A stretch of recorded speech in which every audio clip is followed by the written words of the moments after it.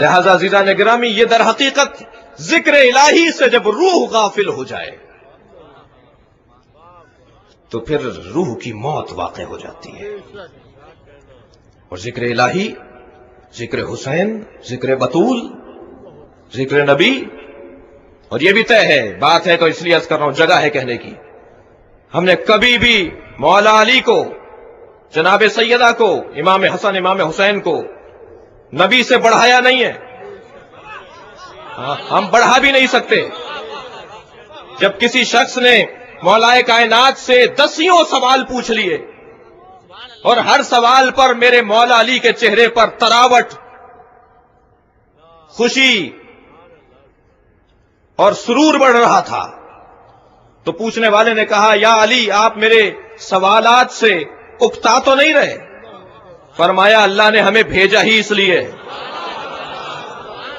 کہ ہم امت کی الجھنوں کو دور کریں. اگر تو صبح قیامت تک مجھ سے پوچھتا رہ تو علی کے چہرے پر بل نہیں پڑے گا، پیشانی پر بل نہیں آئے گا. تو پوچھنے والے نے کہا یا علی آپ کا علم پیغمبر کے علم کے برابر ہے؟ میں اپنی قوم کا عقیدہ بیان کر رہا ہوں عزیزو. پوچھنے والے نے پوچھا کیا آپ کا علم، مولا علی سے سوال کر رہا ہے، کیا آپ کا علم پیغمبر کے علم کے برابر ہے؟ پیغمبر اکرم کے علم کے برابر ہے آپ کا علم؟ مولا علی کے چہرے پر بل آ گیا، پیشانی پر بل آ گیا، فرمانے لگے ھذا لعاب النبی، میرا علم لعاب پیغمبر ہے.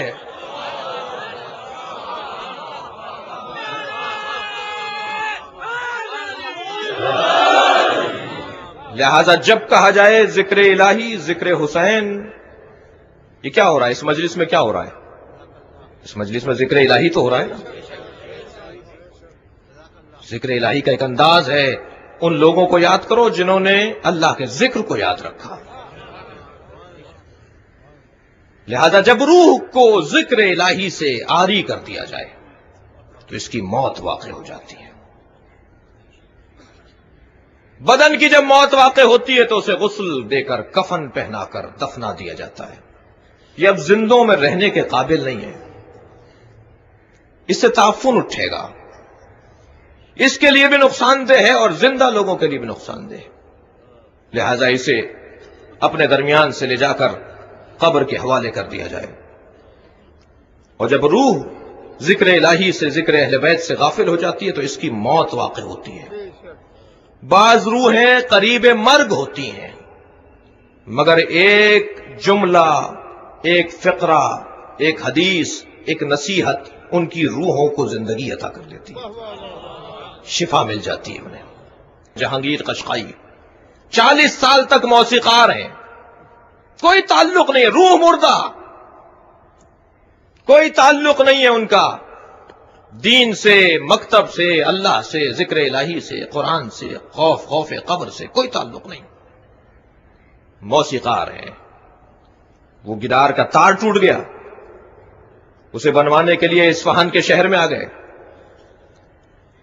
تو ایک موچی کے پاس آ کے کھڑے ہو گئے، کہنے لے بتاؤ یہ میرا آلت موسیقی کا تار ٹوٹ گیا، یہ تار کون جوڑتا ہے؟ روح مردہ ہے.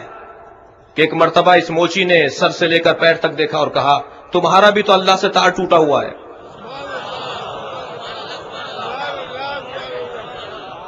اس کو جوڑنے کی فکر ہے، زمین پر بیٹھ گئے، کہنے لگے صحیح کہہ رہے ہو، میرا بھی اللہ سے تار ٹوٹا ہوا ہے، اللہ یاد ہی نہیں آتا. کہ بتاؤ یہ تار کون جوڑتا ہے؟ اب اس کو وہیں رکھ دیا کہ اس کو تو جڑوانا ہی نہیں ہے، پہلے اپنا تار جڑوانا ہے. بتاؤ یہ تار کون جوڑتا ہے؟ کہہ رہے ہیں وہ سامنے مدرسہ ہے، اس میں جتنے لوگ بیٹھے ہوئے ہیں ان کا کام ہی ہے، وہ اللہ سے تار جوڑتے ہیں. آ گئے مدرسے کے اندر، بزرگ علماء بیٹھے ہوئے تھے. ایک مرتبہ بیٹھ کر کہتے ہیں حضور میرا اللہ سے کوئی رابطہ نہیں ہے، میری روح مردہ ہونے کو ہے. لہذا اگر روح قریب المرگ بھی ہو تو نا امید نہیں ہونا چاہیے.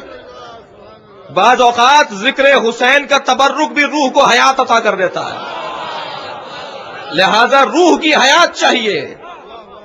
شخصیت اس وقت تک شخصیت نہیں ہو سکتی جب تک کہ اس کی روح زندہ نہ ہو.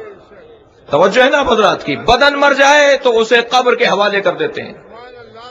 بدن مر جائے، توجہ میرے ساتھ رہے، بدن مر جائے تو اسے قبر کے حوالے کر دیتے ہیں.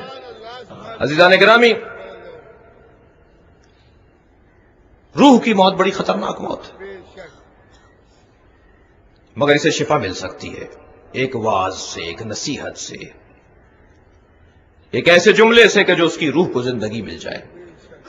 مگر جب اگر ایسا ہو جائے کہ یہ شفا کے قابل نہ رہے، کوئی رستہ نہیں ہے اسے شفا دینے کا، تو پھر کیا ہوتا ہے؟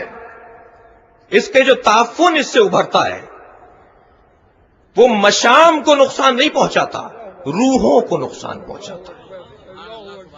روح کی جب موت واقع ہو جائے تو ایک تعفن اٹھتا ہے جسے الحاد، شرک اور کفر کہا جاتا ہے۔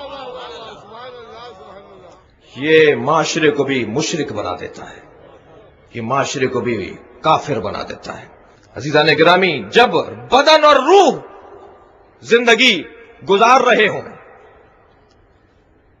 مگر ان کی زندگی کے ساتھ ایک ایسا مرحلہ بھی آ جائے کہ یہ انفرادیت میں بدل جائیں، تو پھر ایک موت سامنے آتی ہے جسے سماج کی موت، معاشرے کی موت کہا جاتا ہے۔ بدن موجود تھے، روحیں موجود تھیں، نماز جماعت میں کمی نہیں تھی، حج کرنے والوں کی تعداد میں کمی نہیں تھی، مسجدیں پر تھیں، ذکر الہی سے روحیں غافل نہیں تھیں، بدن بھی بڑے صحت مند تھے، بدن بھی سالم تھے، روحیں بھی موجود تھیں، مگر معاشرہ مر چکا تھا۔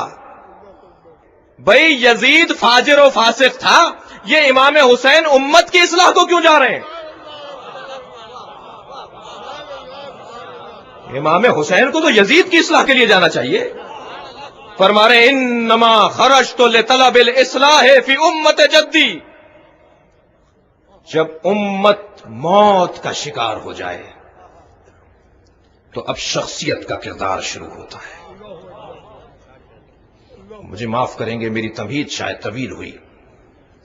شخصیت کپڑوں کے لیے، رہائش گاہوں کے لیے، عمارتوں کے لیے، سواریوں کے لیے نہیں جیتی۔ اور جملہ بہتر کروں، شخصیت اقتدار کی خاطر جنگ نہیں لڑتی، اقدار کی خاطر جنگ لڑتی ہے۔ جب معاشرے سے اقدار ختم ہو جائیں تو پھر کربلا کو دہرانے کی ضرورت ہوتی ہے۔ یہ ہر سال ایام اعزاں میں جو ہم جمع ہوتے ہیں، یہ اقدار کی بحالی کا سال ہے، یہ اقدار کی بحالی کا اشرا ہے۔ عصر پیغمبر اقدار کی بحالی کا عصر ہے۔ 23 برس تک پیغمبر نے اقدار کو بحال رکھا، تلوار کبھی اٹھائی نہیں۔ اور شجاعت کا عالم یہ کہ مولا کائنات فرماتے ہیں جب علی جیسے شجاع پر جنگ سخت پڑ جاتی تھی تو میں پیغمبر کی پناہ لیتا تھا۔ جب میرے لیے جنگ مشکل ہوتی تھی تو پیغمبر میرے لیے پناہ گاہ ہو جاتے تھے۔ پیغمبر نے اقدار کی خاطر زندگی گزاری ہے۔ آ کر کہتا ہے کہ آپ نے میرے اپنے جانور کو تازیانہ مار رہے تھے، وہ مجھے لگ گیا، میں بدلہ لینا چاہتا ہوں۔ حضرت فرمایا بدلہ لے لو۔ کہ نہیں، جب آپ نے تازیانہ مارا اور مجھے لگا تو میں اس وقت قمیص نہیں پہنے ہوا تھا، اب میں اس پہ تبصرہ نہیں کرنا چاہتا۔ پیغمبر نے اپنا ایک مرتبہ پیرہان لوٹ دیا، آگے بڑھ کر بوسہ لے لیا مہر نبوت کا۔ کہا اللہ کے نبی مجھے آپ کو تازیانہ کیوں مارنا تھا، میں تو مہر نبوت کا بوسہ لینا چاہتا تھا۔ عزیزان گرامی، جملہ کہوں بہت بہت واضح بات ہے، سب محترم ہیں، سب عزیز ہیں، سب کا مقام بہت اونچا ہے، لیکن ساری امت متفق ہے صحابیت جب کمال پر پہنچتی ہے تو مہر نبوت کا بوسہ لیتی ہے، اور اہل بیت جب کمال پر پہنچتے ہیں تو دوش نبوت پر سوار ہو جاتے ہیں۔ اسلام کی جنگ یا اسلام میں جہاد کا پہلو، اس کے بارے میں 3 تبصرے ہیں، بہت جلدی عرض کر رہا ہوں۔ اسلام نے جو فلسفہ جہاد رکھا ہے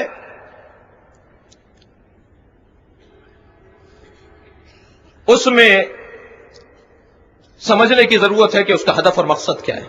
دیکھیے جب جنگیں لڑی جاتی ہیں، میدانوں میں جنگیں لڑی جاتی ہیں، تو یہ جو میدانوں میں جنگ لڑی جاتی ہے اس کے لیے پہلوان چاہیے، شجاع چاہیے، تلوار چاہیے، تیر، بھالا، نیزہ، برچھی چاہیے، اور وہاں پر جوان چاہیے، شجاع چاہیے، مرد چاہیے، ضعیف العمر نہیں ہونا چاہیے، شرائط ہیں اس کی، لیکن جب اقدار کی خاطر جنگ لڑی جا رہی ہوتی ہے تو وہاں جیت اور ہار